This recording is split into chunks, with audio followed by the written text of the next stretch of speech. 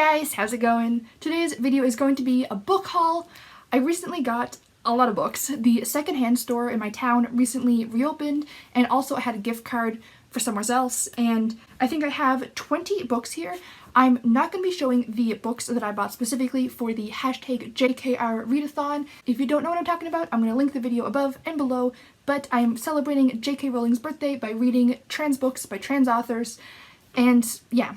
So, I'm not going to be including those books because only about half of them have come in. I think 5 have come in and there are 6 more that I'm waiting for.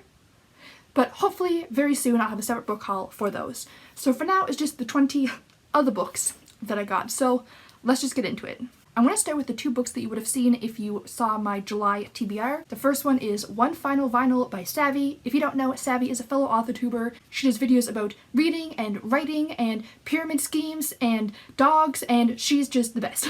This is the story of a girl who is graduating from high school and she's about to go away to college, so she throws a going away party and nobody shows up except this 90-year-old woman with Alzheimer's who is there by mistake and is lost. So she has to go bring her back to the home that she comes from, and it's farther away than she thought it was, so it's like a road trip with a little old lady, which is perfect in my opinion.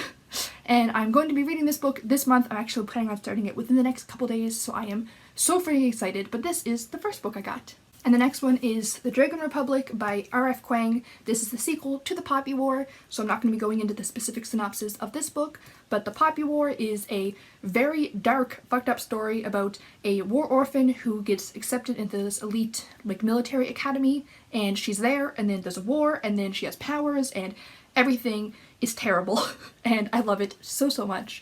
Definitely, if you're considering picking up this series, check out the trigger warnings, because there's about 1 million of them. But I finished The Poppy War, got so excited for this book. My first copy got stuck and lost in the mail, and now this one finally arrived. So I'm going to be reading it this month before I forget the nuances of the world building and stuff, but I am so, so excited. The next book I got was A Heart So Fierce and Broken by Bridget Kemmer. This is the sequel to A Curse So Dark and Lonely, which is a Beauty and the Beast retelling. I am so excited to read this. I'm actually going to be buddy reading it with my friend Audrey, who I'm going to link down below, but she actually bought me the first book as a gift for me, so her birthday was coming up and I bought her the sequel, and we read the first book together and both absolutely loved it, and now we both have the sequel, so we're going to be buddy reading that. But I am so excited for this. I loved these characters so friggin' much, and I just can't wait to see them again. I missed them. And I'm just really curious to see what happens next because of the note that the last book ended on. I'm really curious to see where we go from there. So I'm very, very excited to get to this, hopefully very soon. The next book I got was The Emotional Wound Thesaurus by Angela Ackerman and Becca Puglisi? Sorry. This is a writing craft book all about emotional wounds and trauma, etc. Laura from Laura Writes and Jessica Williamson both recommended this book, and it just sounded perfectly what I needed, because that's something that I kind of struggle with a little bit, is how the characters would be dealing with their consequences. Like, I'm really good at torturing my characters and getting them into a lot of terrible situations, but I'm not necessarily good at them reacting accordingly. So I am very excited to read through this and see how fucked up my characters are going to feel. The next book I got is another one that I am so, so excited for, and that is Witches of Ash and Ruin by E. Latimer. If you don't know, E. Latimer is Aaron from the channel The WordNerds. I'm going to link them down below, but they have so many videos about writing and storytelling, and they have write-ins once a month and a book club, and they're just an amazing, amazing resource. So I had been following their channel. I attended quite a few of their live write-ins, so I knew that Aaron was writing this book, and it sounded so cool. But then I didn't have a chance to pick it up, and then I saw this in somebody's recommendation video or book haul or something, and they talked about this, and I was like, oh my god, that book sounds so amazing. And then I realized it was the book that I had previously thought was so amazing but didn't get to, and long story short, I am so excited for this book. I've been so excited about this book for so long. All I know for sure about it is it's about witches and OCD and bisexuals. What more do you need in life? The author also both has OCD and is bisexual, so it's own voices in both of those aspects, which is really cool, and I am really excited to get to this.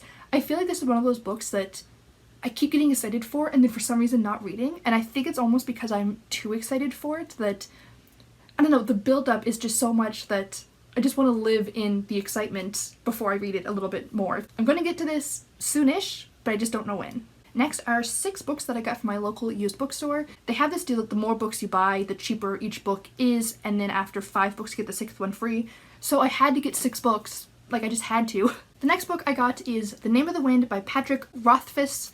I have tried to say his name 72 million times. I have heard so many people talk about this book, but I don't 100% know what it's about. All I know is that it's like fantasy and it's dark and it's sad at points. I don't know, but I'm very excited for it. And I saw it for like a couple dollars, so I had to buy it. The next book I got was I Am Number 4 by Pittacus lore. Don't know if I'm pronouncing that right, really sorry. This is about like aliens or superheroes. Like, they're from not here and they have powers. I don't know how they're presented for sure. And then they're slowly being killed off one by one, and number 1, 2, and 3 are already killed, and this is about number 4. I heard a lot about this book like 10 years ago when it came out, but I wasn't on BookTube at the time, so I never really heard much follow-up about it. I just saw it advertised everywhere and then nothing. But I was really curious about the premise, and again, a couple dollars, why not buy it? Then I bought 4 mystery books because I have been in quite a mystery mood lately, because I've just wanted to be a detective lately. You know, I just feel like trying to solve mysteries, so I bought some mystery books. I got In a Dark Dark Wood and The Lying Game, both by Ruth Ware. I've heard some good things about this author, so I thought might as well get these 2 books because I don't want to look into the synopsis of mystery books that much because I like going in blind and trying to solve the mystery without any clues. So for most of this, it was books that either the name stuck out to me, there was something about them that was intriguing, or it's authors that I had heard from before. So I don't really know what these 2 are about, but I'm going to find out when I read them. I also got Dark Places by Gillian Flynn. They also had Gone Girl, which I heard a lot of great things about, but I saw the movie, so I already know the mystery. So I thought I'll just get a different book by her and try that one. And then I got The Woman in the Window by A.J. Finn. This is one that I have heard quite a few people talking about, but after I bought the book, I've been kind of skipping people talking about it because I don't want to know anything. But I've heard mostly good things about this, so I'll see if I can be smart and solve the mystery or not. The next book I got is Watch Us Rise by Renee Watson and Ellen Hagen? This is one of the ones that I bought online with my gift card. I had heard a lot of good things about this book. From what I understand, it's about these 2 girls that start like a feminism group at their school, I think, and people are mean to them because of course they are, and it's them kind of dealing with that and overcoming things, and I heard that it's very feminist, so that's always cool. You guys may know that I don't read that much contemporary, but it's not that I'm against contemporary, I'm just more drawn to fantasy, so I'm trying to kind of round myself out a little bit more, so I thought this would be good for that, and check the contemporary box. Then I got a book that I've already read, and that was Veronica Decides to Buy by Paulo Coelho. This guy. I owned this like 9 or 10 years ago, but I was living with a roommate at the time, and we kind of just shared books back and forth, and I haven't seen it since I moved out, so I'm pretty sure that it just accidentally got thrown in with her things, but I figured I might as well just buy another copy. There are definitely trigger warnings in this for mentions of suicide and other mental illnesses. I don't remember 100% of the plot, but I remember enjoying it. It was just a very interesting ride. Also, fun fact if you don't know, Veronica by Billy Talent, this is the book that song is based off of. So that's just a fun fact for you. So this is about a girl who tries to commit suicide and overdose, but it doesn't end up working. But then she finds out that the medication that she took is giving her a heart problem, and her heart's going to give out in, I think it's like a month or something like that, but she's dying anyways. So it's kind of her at first being happy because her plan is going to work in the end, and then because she has a whole month to think about it, she's kind of regretting her decision, and I really liked the ending. And yeah, it's just an interesting ride. Dark, but enjoyable if you like that kind of thing. Then I got the entire All the Wrong Questions series by Lemony Snicket. They are Who Could That Be at This Hour? When Did You See Her Last? Shouldn't You Be in School? And Why Is This Night Different from All the Other Nights? I love Lemony Snicket, as you all may know. I just love him as an author. Not only do I love his stories, I just like the way that he's created himself as this character and how he just has such a unique style and I'm just a really big fan of Lemony Snicket. This is a middle grade mystery series, and I didn't look too deep into the plot. I think somebody goes missing and a detective asks 4 wrong questions to try to find them. That's all I need to know. I know it's Lemony Snicket and I love him. Next is another book that I already read but absolutely loved, and that is Flowers for Algernon by Daniel Keyes. I read this back in high school. I never owned a copy, I just got it from the library, but I really liked it. This is about a man who has some sort of learning disability, and from what I remember, this book is written in like the 1960s, I think, so some of the language is out of date. He is signed up for this trial to make him like super smart, and it's showing his life before and his life after he can suddenly like fit into the normal world, and how just everything in his life has changed, and how, you know, he can have these social interactions and he can understand people better, and he's like just suddenly in this completely different place in his life. I feel like this is a fairly well-known story, so it might be obvious, but just in case, I'm not going to say what it is. I just thought that it was really well done, and I have heard some Own Voices review saying that it is out of date and some of the things aren't quite as sensitive as they should be, but all that considered, a lot of Own Voices reviewers that I've seen have enjoyed this. Now, I cannot relate to this, so if you want more information about the rep, definitely seek out Own Voices reviews, but from the people that I've talked to in my life that I know who have read this, they enjoyed it, so I'm really curious to see how it holds up because it has a good place in my heart, and I think that even if it's not as good as I remember, I just really want to reread it, so I bought myself a copy. Next, I got The Martian by Andy Weir. I saw the movie and really liked the movie, and I heard a lot of really good things about the book as well. This is about an astronaut who has to go to Mars, and then something happens and he gets stranded there and his crew has to leave, and now he has to kind of try to survive on Mars until they can pick him up and bring him home, and it's very interesting, and I know the movie had a lot of interesting humor, and I'm curious to see how that comes across in the book, like if it's still as funny. And I'm the kind of person that I don't laugh a lot while I'm reading books, so I'm really curious about that because I think that it's going to be a very different experience, and also I liked the story and I'm just curious to see how it is in novel format, so I bought a copy.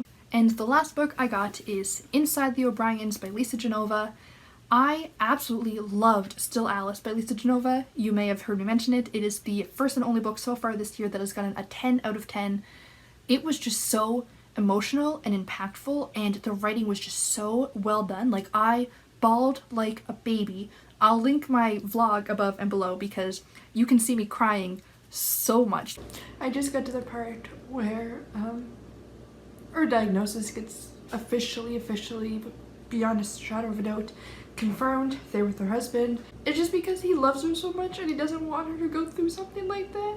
So he's just like fighting so hard for her, even though there's not a damn thing he can do. He just wants them to test to be sure because Still Alice is about a woman with Alzheimer's, and this is about a man with Huntington's disease, so it's similar concept but obviously different and different characters and whatnot, and you also get to see him and his family, and I just really want to know if this book is going to break my heart as much as Still Alice did. I don't think that it'll live up to those standards because that book. So yeah, it's a really good book. But I'm very, very curious because I loved so much about the emotional writing style of that book, so I'm expecting similar things from this. I'm trying not to get my hopes up too high, but I have a strong feeling that I'm going to cry again, so stay tuned for that, I guess. And there we have it. Those are the 20 books that I bought in the last couple months. I should also mention that when I had my goals check-in video, that I was so close to reaching my goal of ending the year with less than 100 unread books, and then I just bought 20 more books.